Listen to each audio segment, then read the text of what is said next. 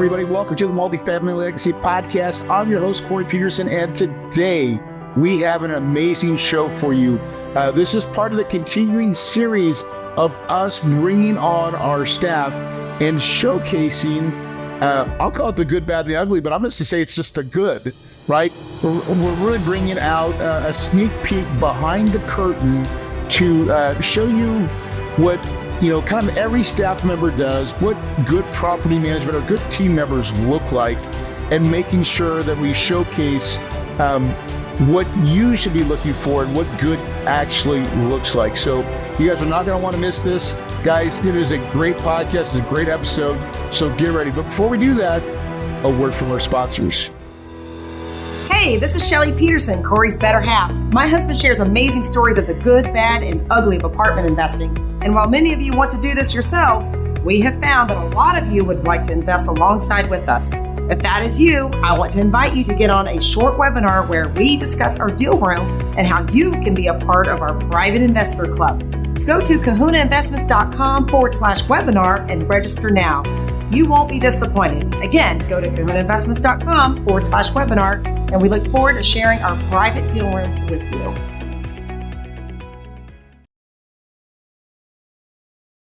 All right, we're back.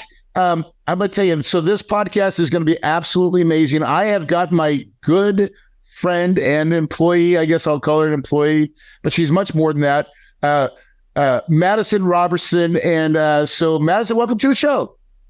Thank you so much for having me, Corey. I'm excited. So before we get into it, let's jump in. I need everybody to understand your background because you are a very, very quick learner. And I knew this when we first started to interview you, but tell everybody a little bit about yourself, a little bit of your background, your history. Yeah, of course. So I grew up in Texas. So as far as south as you can go in the States, never really traveled or anything like that. Hadn't been anywhere as far north as I am right now. And I actually was in school at Texas A&M. So go Aggies. And I started to get into the student housing industry whenever I was a sophomore in college. And I started on just part-time, just looking for some money, pay the bills, things like that. And I never really wanted to make it like anything long-term. I was going for architecture. I started out as vet med, so nothing related to what I'm doing right now. And about halfway through my junior year, I was like, I actually really like this. Like, I think I want to do this long-term. And so that became my plan and started solidifying that whenever I started in my senior year of college. And so I actually got my first management position and went on doing their leasing marketing and then kind of transferred into more of the operational side of it a little bit further on.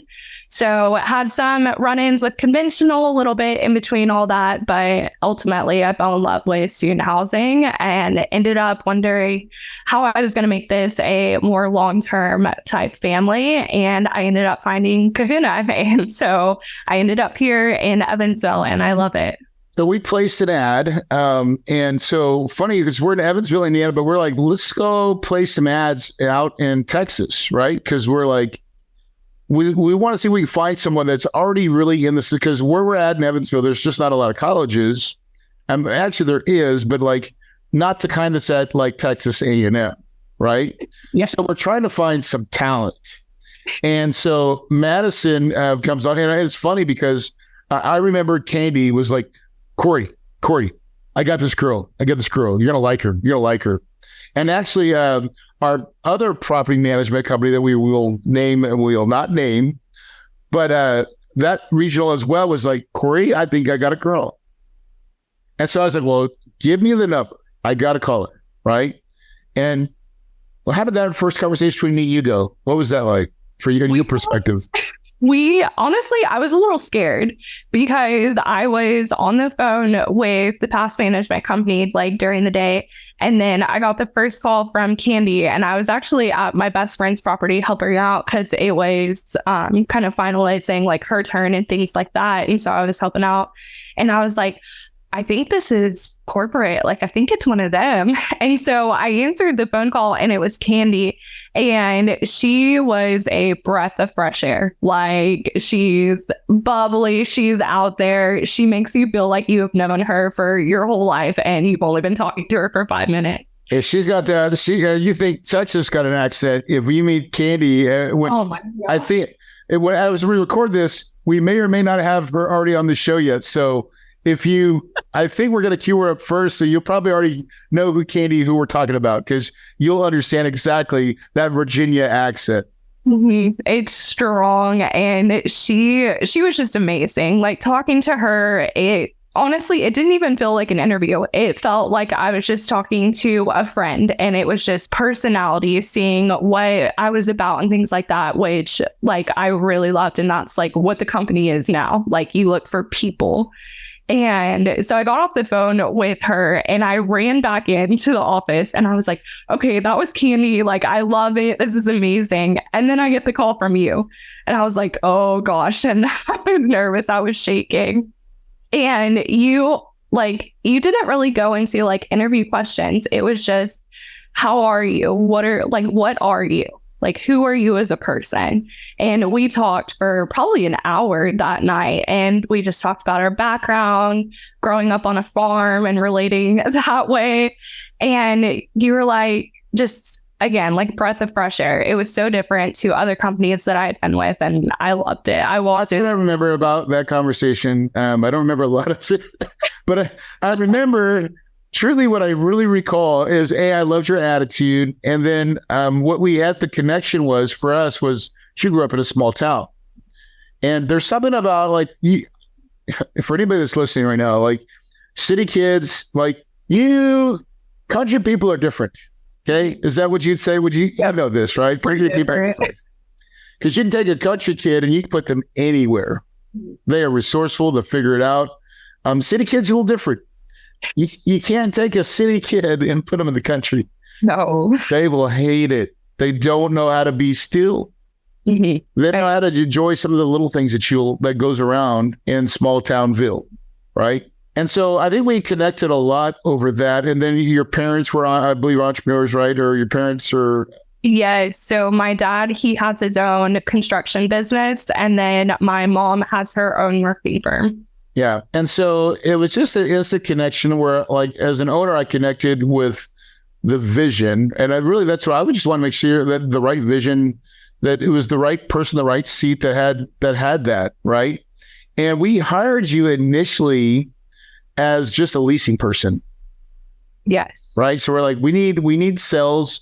And this is to a property called Evansville. It's called Eagles Village in Evansville, Indiana. So this is like, hold on, Kansas, we're going bye-bye, right? Like, I'm getting out of my little college station and moving to where? Yeah, I did. I never heard of it before coming here. I didn't even know this was a place. And I was just amazed. I was like, she really wants to come? She wants to go?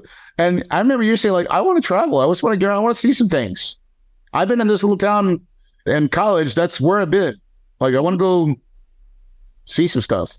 Yeah, I went to college an hour from my hometown. So other than driving back and forth to go to school, I didn't really see much other than Texas and within a 2-hour, 3-hour radius. So you pack up the U-Haul and you come to Evansville, Indiana. And there you were. So listen, I don't like to say everything was, sunsets and palm trees, but that wasn't the case. We needed really help on that property. So let's jump into, what did you come into? And you can be honest. So we don't have tied anything here. Yeah, it was a mess, if I'm being very honest. From the start of me pulling in, whenever I got here December 30th at 3 a.m. And I left Texas and it was warm and it was sunshine, and I got here and it was freezing cold and raining.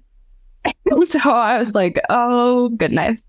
And then I move everything in. It's me and my cousin, and he's helping me like get settled. I'm 18 hours away. And I'm gonna plug in and interject right here, because so we'd already went through a management change, right? Like right in the middle, and we're like, is her unit ready? They're like, I don't even know if her unit's ready. Mm-hmm. And so I'm freaking out. Like, we had a property manager that wasn't working out. We had to transition one immediately. And here comes, and Madison's on her way. And I'm just like going, God bless, like, this is not what I'm looking for.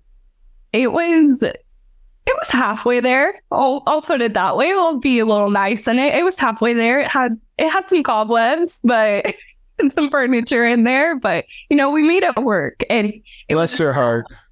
It was a step up.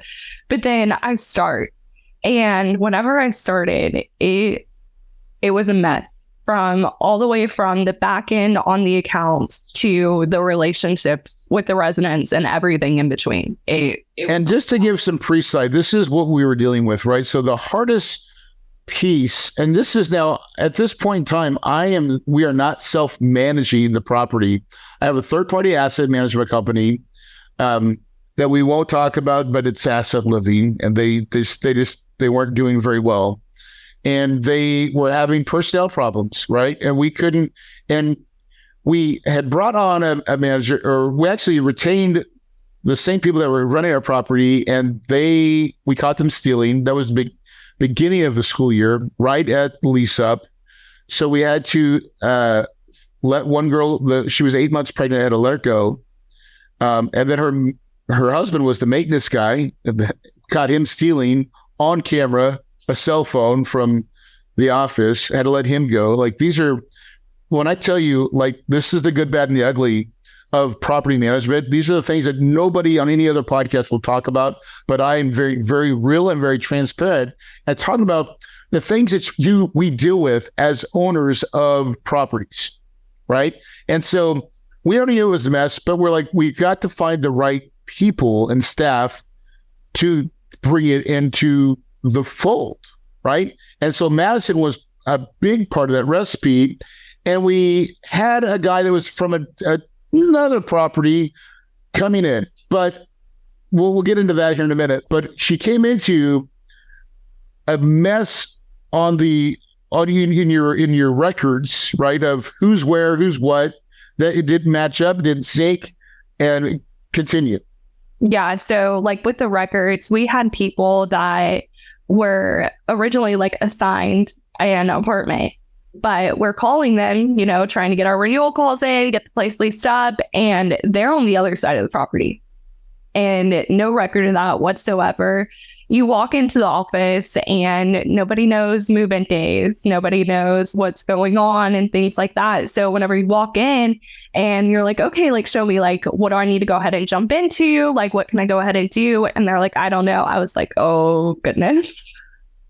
So we got into that. And my first week of working here, then the property manager was let go.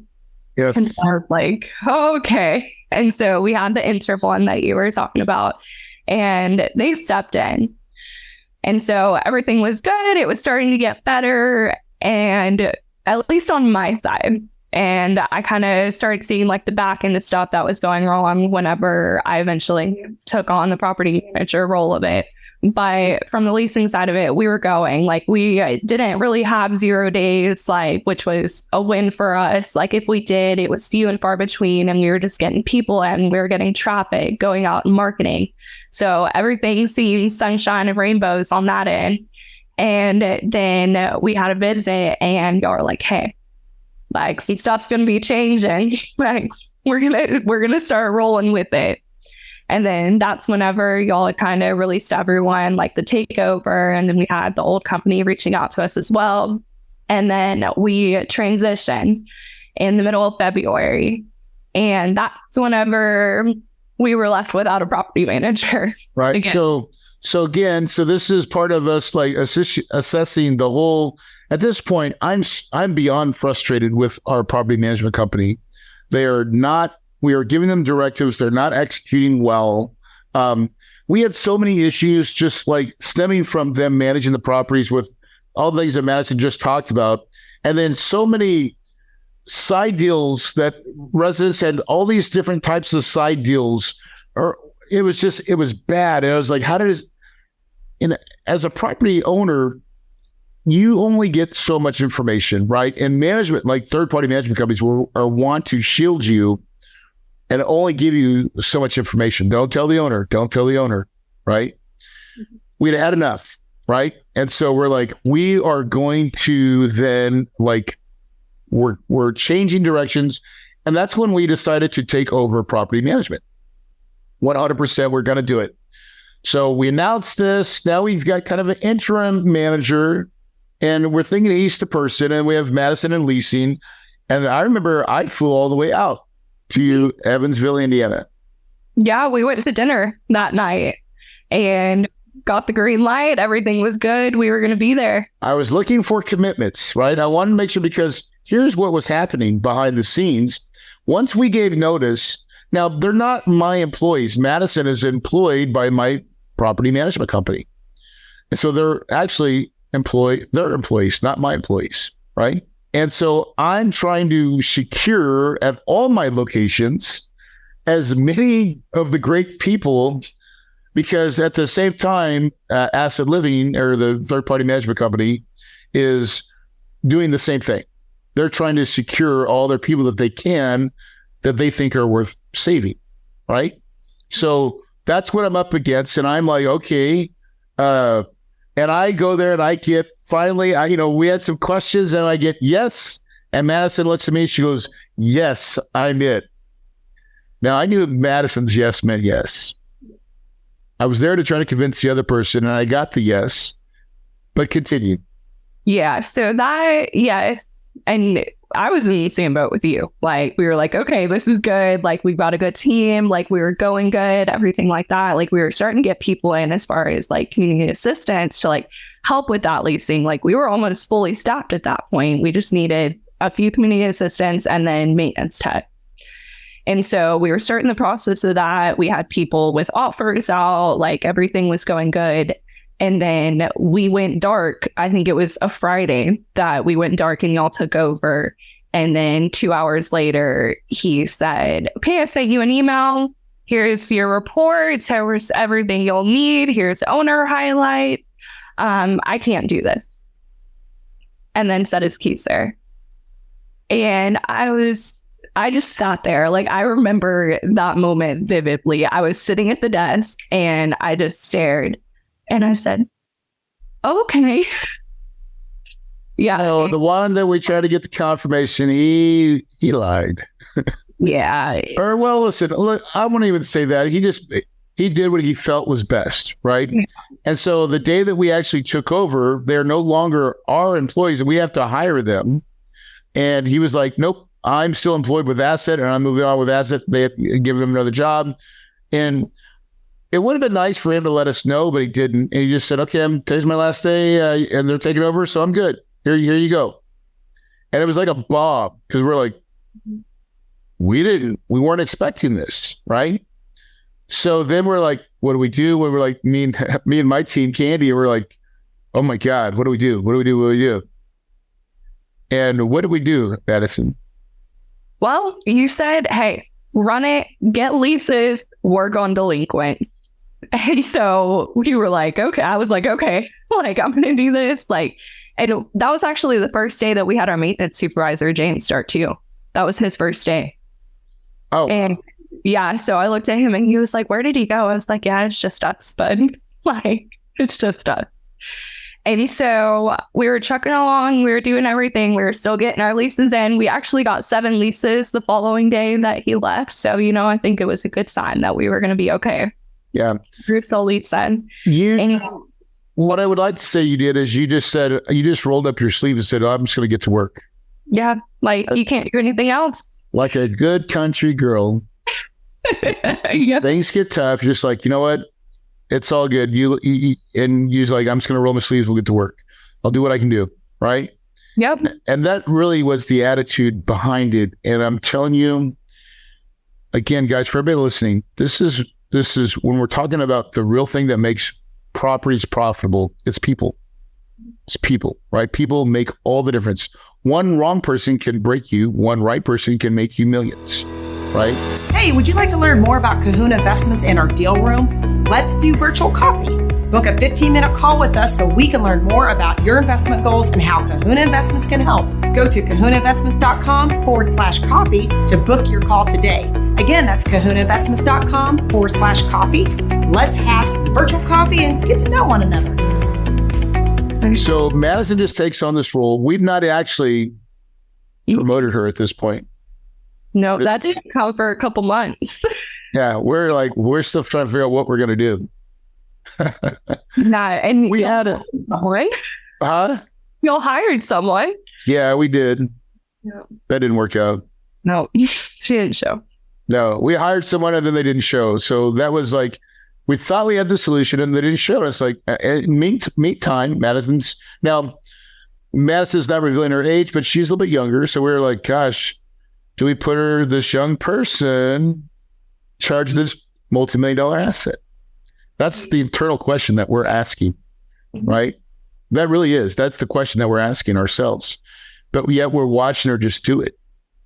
Do it. Finally, we just said, I guess the spot's yours, right? That's how I thought it was. How did it go for you? I was like, about time. About time. A lot of pay raise. Gosh dang. But you take it on, and then I think at that moment, that's when we flew. That's at that point. Have we already flown you to corporate? Yes, y'all flew me out with the property managers as a leasing manager. So I was like, at least I'll get. Oh, you were on the first crew on the first. Yeah. First okay, so we brought all property managers, but like Madison was the only one at her property, so we're like, well, I guess we're bringing her because we need someone from that property to understand. And the whole goal was bringing all our property managers. When we took over, we needed to create an environment of culture and for everybody to understand who we are, what our vision is and mission and all that stuff like that. And from your perspective, how is that? Honestly, I think it helped. Like, there's not a lot of companies that will do that and just fly you out and say, hey, like, we're going to show you who we are. Like, we know who you are. We talk to you every day. We see your work, but we want you to see who we are as people and as a company. And not only that, like learning about who y'all are and what Kahuna Management and Kahuna Investment is. We'd never met each other. Like, all of us, we worked and we talked and we're on these meetings together, but we didn't know each other. And so that was a chance for us to kind of get together as property managers, and me, not there yet, but, still acting in it, and just get to know each other and bounce ideas back and forth. And then team bonding, like going out there on those rocks like that definitely got us closer. So what I did, so this is a pre-plan. I was like, I'm going to bring everybody out. We're going to have a day and a half of like the first half of the first day. We're going to go out and we're going to kind of, corporate cultures and things like that. And so at noon, we're going to get in two of my Jeeps and we're going to go out and go rock crawling and get out and go out in the Arizona desert with my Jeeps. And so that's what we did. And then, so now I'm driving one Jeep. And so I had to figure out, I was like, well, who drives the other one? So there's this one guy, his name's Nick. I think we're going to have him on the podcast as well. He's in a Jeep, and Nick looks like Jesus. Okay, he's got long hair. He's very chill, very, very even, calm demeanor, right?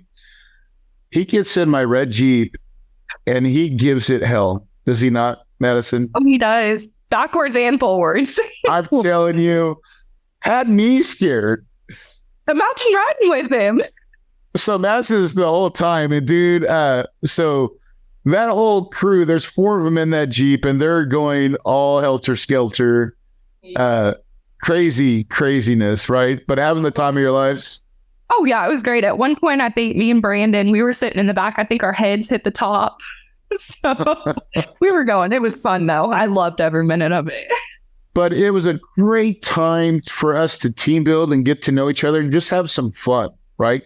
And that's what we did. And the whole goal was I knew to be successful that we couldn't have everybody on an island, right? Because when you go back to your property, you kind of feel like you're on an island. And then the next thing we did is we introduced Slack to the team. Yes. Right? So once we got there, we're like, hey, we're going to be getting you on Slack. Here's what's going to look like. And now I watch everybody chatter in that thing. Everybody's talking. If they need help, they ask questions. Someone else, I see Madison. This is the kind of person she is. She's the go-to, by the way. Right? Yeah, you solve a lot of problems. Thank you. I try. Yeah. And so, anyways, that whole experience was built, and for what we want to do is for them to understand culture, company, and really our background story. Like, I wanted them to connect with me as an individual and not see me as an owner, but as a person. And to do that, I had to share, like my humble beginnings and say that I am self-made. So every dollar matters. Like, I watch every dollar, and and you guys are a big part of the vision. And I think it was well received. I think it went well. And then, so you took that, and then you started coming, and then you went home to Evansville. What happened? And then, where did you go from there, Madison? Well, after I got back, I finally got promoted. So I finally got that title. And the title's not always everything. We gave you the reins, and we gave you the commitment and the support behind it. Yes, 100%. And that's one thing like y'all have always done. Y'all have always been supportive. Y'all are open. I've never, worked for a company that had that chain of communication where you could call someone, even if they're 3 positions past what you're in, and be like, hey, I need your help. Can you help me go through this? And so I really love that. And it helps a lot with leadership. Because you did mention, I am on the younger side. And so I've kind of had to grow and adapt as I've went into this role. And so having that leadership all the way up to your position and down has really helped with seeing, okay, this is what we need to do. This is how we need to act. And to further that too, and this is what I'm the most proud of you for, by the way, right? So I just did a site visit at Madison's property, and was just blown away. You can always go to either my Facebook page or Insta page. You probably see that visit because I think I posted a little bit about it. But when we first time I come out there, I remember going in. I was looking at the property. I was like, "Oh my God, this is a mess." Mm-hmm. I was like, "Dude, we are so unorganized. We had crap everywhere. We have a shed, we have a barn, a maintenance shed, a maintenance barn." We had this little place inside the office that was just clustered everywhere, just unorganized. And I can't deal. Right. Yep. So I went and bought some shelves. So here's some shelves. Right. Actually, I started trying to put some up, and then I had to go. Yeah. You said, this is on y'all. Y'all got this. So, and we did. We got it. And let's talk about it. So how did that, because you have a maintenance, James, right? James. But not only did you find James, let's talk about how you built your team. So I'm always whenever I built my team, I've thought of it as a family. You're with these people every single day. You see them and you talk to them probably more than your family, just because you're with them. And so that was what kind of helped me with getting these team relations and leading them, is treat them like your family, because your family, you are always going to have your family's back. And so getting that way with James, he is a instrumental part to a bunch of the changes that we have made here at Eagle Village. He'll go out and he'll do projects and be like, hey, I just wanted to let you know, you had said this is one of the things you want to do. I already took care of that for you. And so that was a big part of an eye opener for me, is if I just step down and we treat everyone as equals, no matter what our role is, we're all still here. We're going towards the same goal. Some of us might have to do stuff on the back end that's different than people, but at the end of the day, we're in it together. And so that was just a big part of what I do here, is every single person that is in my office or is on my team, I know who they are. I know their background, things like that. Because if you take the time to just get to know a person, it's going to be received so much better. And so I do that with everyone, even our CAs, they're not going to be here long term sometimes. They're doing this just while they're in college. But if you take the time and you get to know them and lead them and you show them, their workload is going to just want to be increased. They're going to want to get out there and do more, and they're going to want to work so much harder. And so that was one of the areas that we were having issues. And for everybody's listening, a CA for our student properties is a community assistant or community ambassador. These are usually the part-time people that are associated with going to school that want to have some part-time work, and we give them responsibilities. And their usually job is to help promote us at the school and in leasing and helping with our leasing efforts. Now, Madison, this is where I think your skill set is a lot. You're not talking about it, but you are really great with people, by the way. Thank you. And you lead very well, right? But you're also no dum-dum. And when you looked at CAs, tell me the CA that you brought over, and where was she from? Yeah, so my CA that's been here the longest time, her name is Chloe. And she has been with me since actually the start that y'all took over. I hired her on whenever we were dark. And she was from a town about 3 hours from here. And she goes to school at USI. She actually just got into the dental program there. And so whenever I hired her, I was just used to seeing her like come in, get packages, things like that. And then she said, hey, like, you seem like you're having fun, like working here. Like, do you think I could maybe join? And I was like, of course. And so whenever she actually started was that Monday after like the past property manager had left. And so we spent that day just getting to know each other. We learned how each other learns, how each other like reacts to like training, things like that. And we got really close because it was just me and her in office for the longest time, and we were doing everything together. Right. Yeah. And so taking that time to get to know her and what she does, what her goals are, where she's from, and how she grew up with her family, we were able to relate on a bunch of things. And yeah.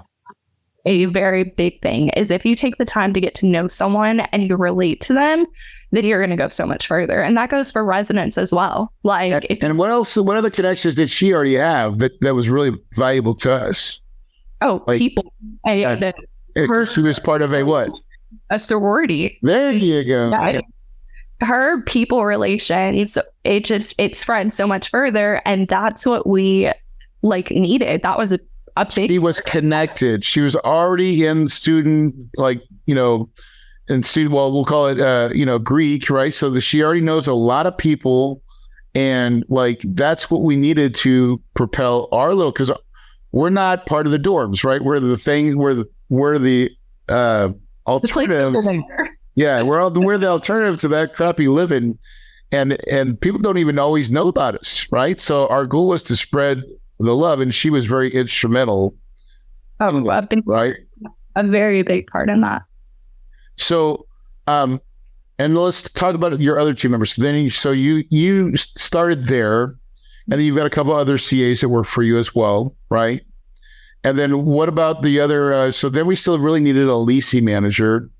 Now we help and find those things. This is what corporate does, and Candy, our COO for the management side, she's really good at this. And this is part of I call it my company special sauce, is we try to find the right people. Now, I can't remember if you were instrumental in finding that referral. Did you find that lead, Madison?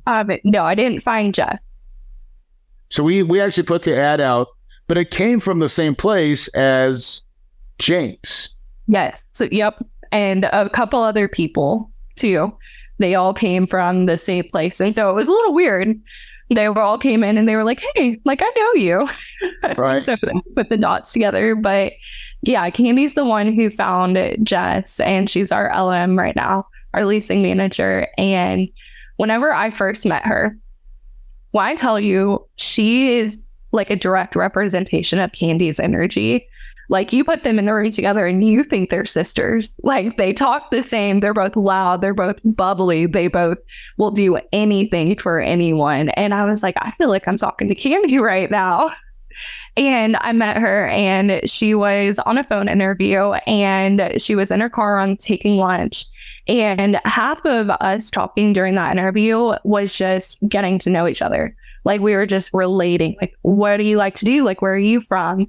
And we never actually like had that full in-depth conversation until probably like a week or two after she started. And we realized that we come from the same background, like we were raised the same, like we operate the same, we have the same goals, like we think the same. And so it really made a difference whenever you're given someone and they look for the personality, they look for the people and like their work ethic, because the rest will come. Like you can learn everything as long as you have that work ethic there. And she's a direct representation of that. So now we're fast forward. We're in still leasing season. We still have another month and a half left. And, you know, of course, we're not exactly where we want to be on this property as our property goals. But if we look back from where we started, which was complete chaos, right, to where we're going to end up well, right? We're going to end up in a better spot than where we're at today. That I know, and that's good, right? But the future, let's talk about, what do you see the future? How do you see this next couple of years playing out? With the property or with me? Well, both. With the property, I see us getting to 100%. Like, I definitely see that. The difference, like, if you take a look at the residents on whenever I first started and you take a look at them now, they'll come in. Like, beforehand, they didn't come in unless they had to. If they were paying rent or they had a package. Other than that, they didn't want to talk to you.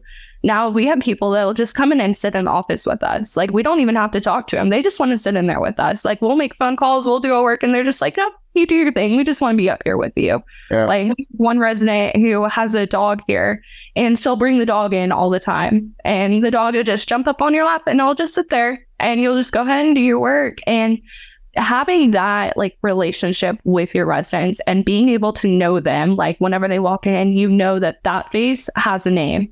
It makes a difference in your leasing. And that's what we're getting to. We're building our reputation up again. We're knowing that the relationships that we're building, these residents, they could trust us. Whenever their parents come in to tour, they don't see just people running around and it's a mess. They see people that know what we're doing and that we're there. And I always say it to residents and I say it to parents whenever they come in and they're like, how do we know, like, my kid, like, is he going to be okay? Is she going to be okay? And I say the same thing every time.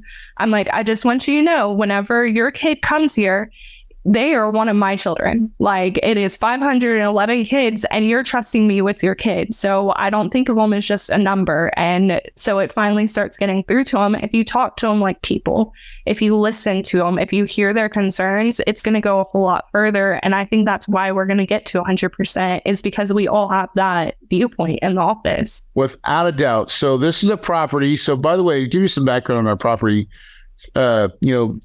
I've had this property for 6 years. The first 3 years, 100%, 100%, 100%. Then COVID hit, went to 45. Then we went to 47. This year we're at 73. We're probably going to end up maybe at 85 this year. 85, I would say that's not bad. I think 85, maybe 90. We'll see what happens, right? And then, but with full expectations to be, 95, 97, 98, like you're always going to have 2 or 3%. She may not fill up exactly, but to great numbers, right? And the testimony of that is, COVID hit small schools. USI has had falling school enrollment for 12 years in a row, by the way, which is significant, right? And everybody's feeling it. So, but we're the closest non-dorm property that's, outside of the USI program. And it's actually a lot cheaper to live at our place than to live on campus. But for the last year and a half, we've had a bad reputation. And that takes a minute to get through. And how you solve that is with people. And this is part of the reason why we're doing this series and why I thought it was really important to showcase people in our property management system, because it just takes one person like Madison can affect the many. And I know that to be the case. And I've seen that in Madison's case where, and I believe this. So one of our four pillars, right? Our core values, people, excellence, moxie, and integrity. But I will say what's one of the most important ones for me, it's people. And I always believe that if I take care of our people, not the people that we serve, not our investors, not our students, right? But my staff, my people, our people, when we take care of them well, they will radiate and they will affect everything else, which is the investors, which is your residents. And little things do matter, right, Madison? I agree. Like, it's the little things that make a difference in someone's lives. So for everybody listening to this podcast, Madison, what advice would you give them when they're looking, if they're looking for good people, what would you tell them? What advice would you give them? Honestly, if you're looking for good people and you want somewhere, like you just want someone that you can be open and honest with, you have to be vulnerable. You have to be willing to just lay yourself out on the line and give it your all. Because if you do that, then people are going to see that you're open, like you're honest. And that at the end of the day, that's all that you can do. Like, that's the most that you can be. And you can walk away at the end of the day knowing that I gave it my all. I put my best foot out there. And then they just see it everything. Makes me feel awesome. Any words of encouragement that you'd want to give anybody? Just put one foot in front of the other. Just keep on going.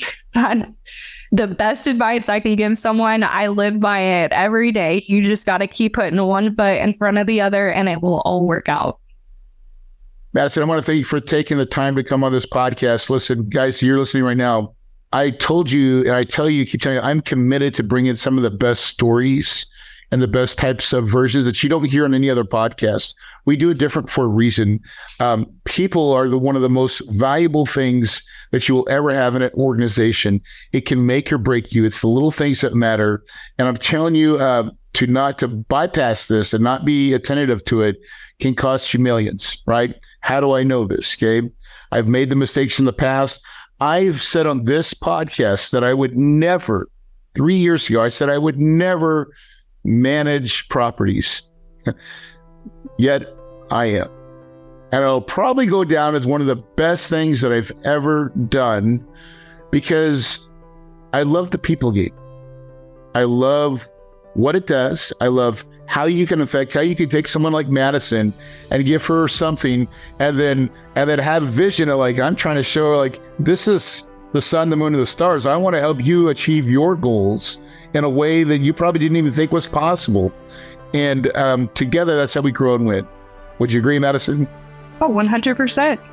Rock and roll. Guys, listen, success doesn't happen by accident. It is a choice. It's manifested in this little thing called your brain, okay? Most of us are in park, okay? You've got to stop that. You've got to take your brain. You've got to put it in drive. You got to make the shift to say, today is the day that I'm not going to settle for average. I'm going to be exceptional. I'm going to be above average. I'm going to create this thing and I'm going to drive my momentum to achieve excellence. Guys, success is not by chance. It comes with a vision. You water it, you sprinkle it, you protect your vision. You share it with only the right people because people try to step on your vision every day. They'll try to conquer your dreams and tell you you're not worth it. But I'm telling you, right now, listen to this podcast. You are worthy. You have success. You have all the things that you need to be successful. You've just got to take your brain and engage it and put it in drive and step on the gas and go for it and don't ever hold back, guys. Success can happen to you, and I know it will. If you believe it, you can achieve it, and your paradise is possible.